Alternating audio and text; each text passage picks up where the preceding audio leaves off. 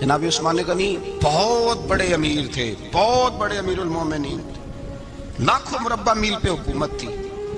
چند سو آدمیوں نے آ کے گھیر لیا عثمان غنی کے گھر کو، اور کربلا میں تو 3 دن پانی بند رہا ہے، حضرت عثمان غنی پہ 40 دن پانی بند رہا ہے، 40 دن۔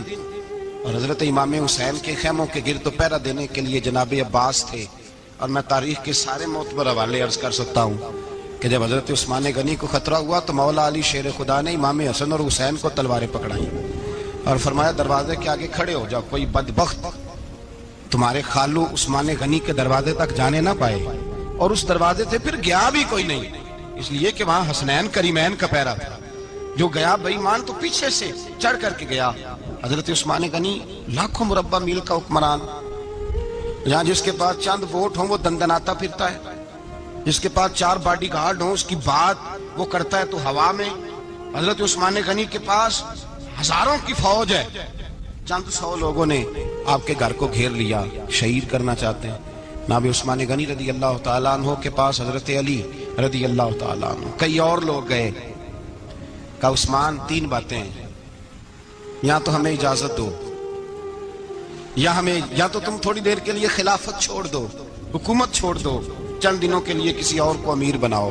جناب عثمان کہنے لگے مجھے تو حکومتوں سے دلچسپی نہیں، لیکن میں چھوڑ نہیں سکتا، اس لیے کہ میرے مصطفیٰ کریم علیہ السلام نے مجھے فرمایا تھا عثمان اللہ تجھے قمیض پہنائے گا، لوگ اتارنا چاہیں گے پر تم اتارنا نہ۔ فرمایا میں سمجھ گیا ہوں، اس سے مراد یہی ہے، میں نہیں چھوڑتا۔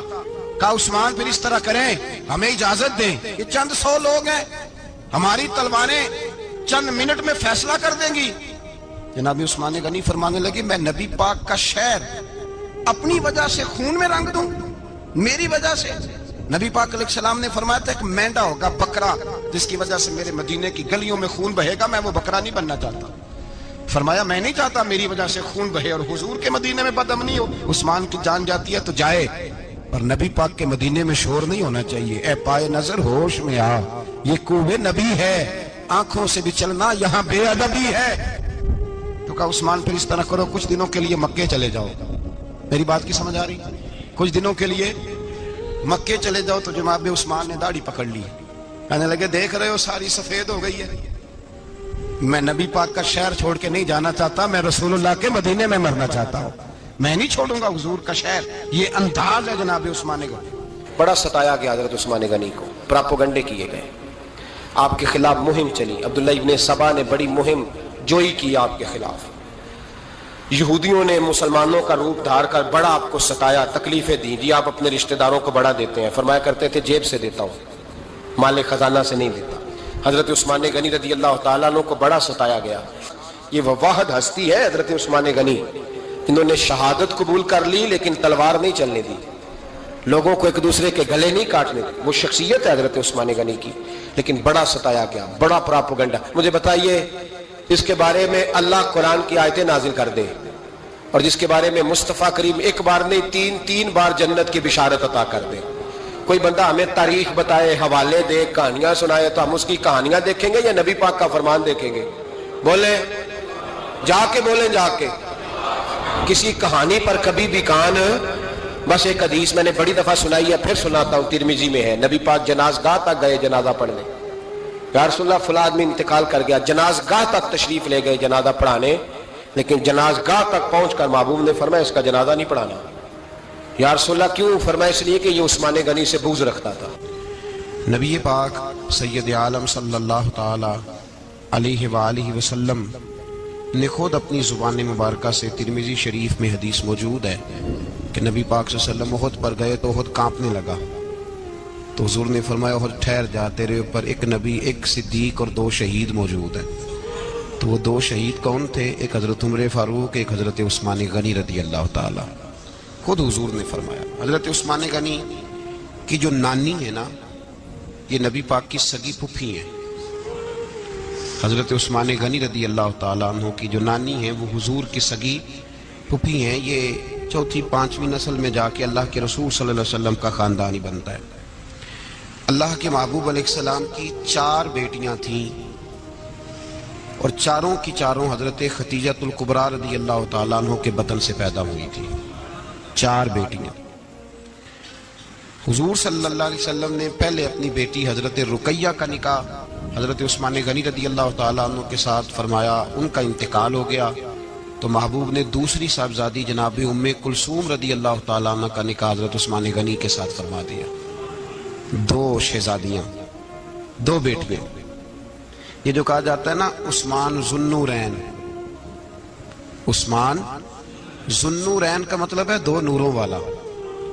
دو کچھ بادشاہ قسم کے لوگ ہیں، بیٹیوں کو نور مانتے ہیں، باپ کو نہیں مانتے۔ نبی پاک کی دونوں بیٹیوں کو نور مانتے ہیں، لیکن ان کے والد نبی پاک صلی اللہ علیہ وسلم کے بارے میں باتیں گول کر جاتے ہیں۔ دو بیٹیاں نکاح میں آئیں تو کیا لقب ہوا؟ عثمان۔ اور مزے کی بات یہ ہے کہ حضرت عثمان کو ذو النورین مولا علی شیر خدا کہا کرتے تھے، حضرت علی کہا کرتے تھے عثمان تو ذو النورین ہے، دو نوروں والا۔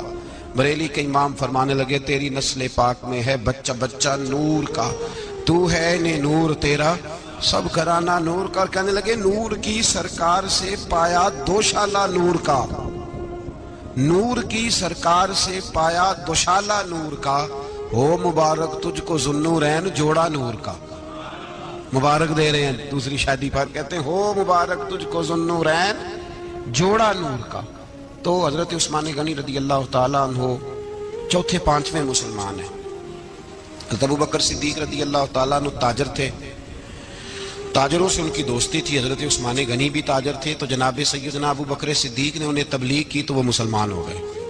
جب کلمہ پڑھا تو چچا نے باندھ دیا گھر کے اندر، کئی دن باندھے رکھا، کہنے لگا دین چھوڑنا پڑے گا۔ تو آپ نے فرمایا وہ تو جگہ ہی ایسی ہے جو ایک دفعہ گیا ہے دوبارہ چھوڑ سکتا ہی نہیں، ہو ہی نہیں سکتا۔ حضرت عثمان غنی سابقون الاولون میں سے ہیں، ابتدائی لوگوں میں سے۔ ان کی زندگی کے بڑے حسین واقعات ہیں، آپ جانتے ہیں۔ میں دو تین باتیں صرف ان کی حوالے سے عرض کروں گا۔ ہر آدمی میں ہر صلاحیت ہوتی ہے، لیکن کچھ چیزوں کا غلبہ ہوتا ہے، کچھ چیزوں کا غلبہ ہوتا ہے۔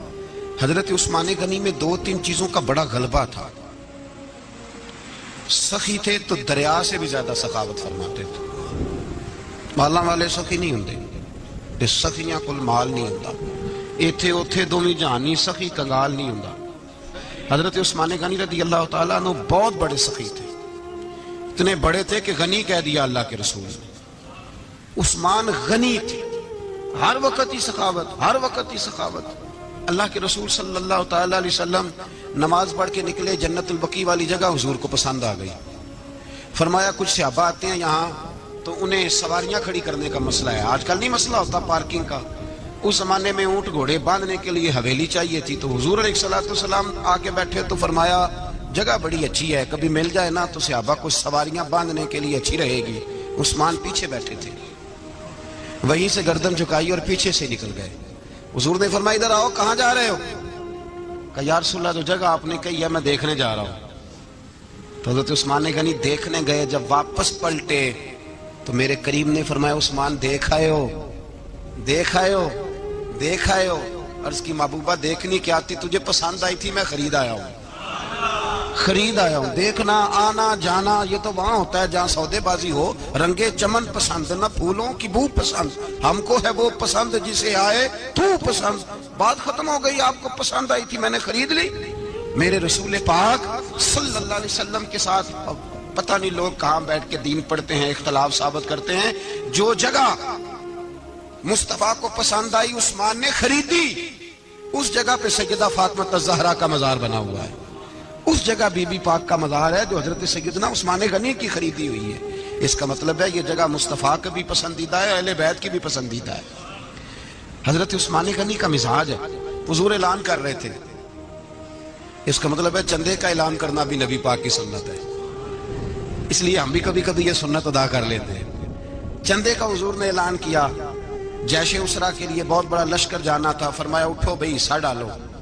حضرت عثمان نے دائیں بائیں دیکھا، کتنے بہت زیادہ سپاہیوں کے لیے بہت زیادہ سامان چاہیے، قحط کا زمانہ ہے۔ جناب عثمان اٹھے کا یا رسول اللہ 100 فوجیوں کا خرچہ، ان کا گھوڑا بھی دوں گا، گھوڑے پر رکھنے کے لیے یا رسول اللہ صلی اللہ علیہ وسلم جو کجابہ ہوتا ہے، کاٹھی ہوتی ہے، وہ بھی میری، فوجی کی وردی بھی میری، اور جب تک واپس آئے گا تب تک سارا کھانے کا خرچہ بھی میرا۔ نبی پاک صلی اللہ علیہ وسلم مسکرائے، فرمایا عثمان اللہ تجھ سے راضی ہو۔ थोड़ी देर के बाद फरमाया फिर उठो भाई।